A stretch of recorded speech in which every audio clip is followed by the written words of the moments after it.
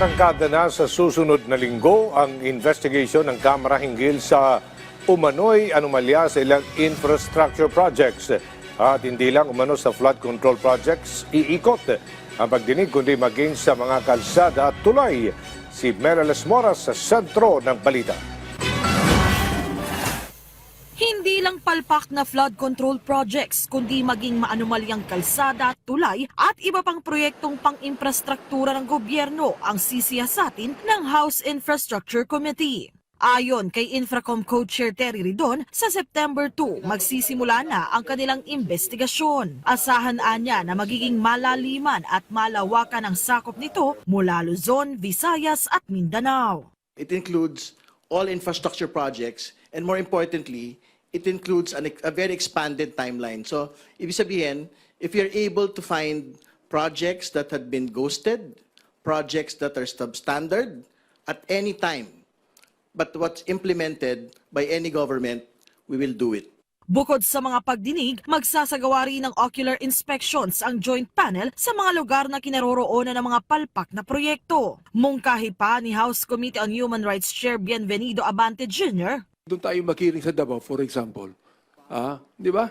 O, doon sa Davao mismo, sapagkat narinig namin na talagang nagbabaha doon para malaman po ng taong bayan na ito, serious kami sa pag-imbestiga kung talagang merong ghost project yan, talagang merong substandard project yan. sa gitna ng issue sa flood control projects, ipinag-utos na rin ni Pangulong Ferdinand R. Marcos Jr. ang pagsasagawa ng lifestyle check sa mga opisyal ng pamahalaan. Ang ilang House leaders, suportado naman ito. Sa katunayan, sila mismo handa ring makiisa.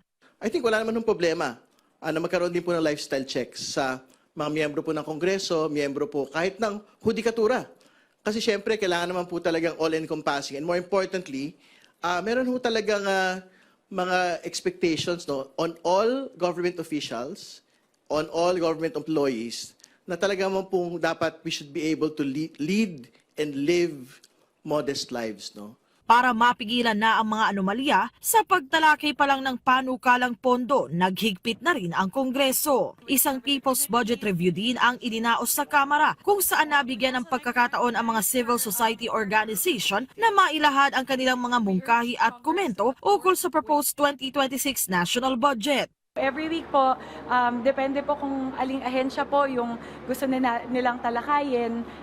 Yung Vice Chairperson po ng Committee on Appropriations na in charge doon po sa pag-sponsor ng budget na yon ay makakasama nila.